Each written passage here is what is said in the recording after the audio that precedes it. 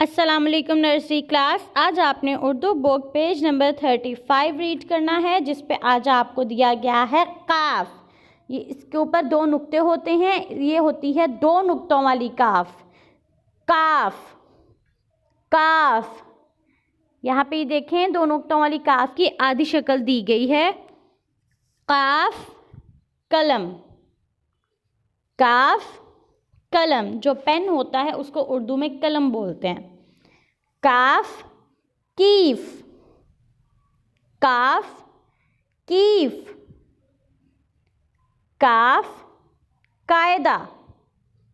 کاف قاعدہ. بک جو ہوتی ہے اس کو اردو میں قاعدہ بولتے ہیں. کاف قلم.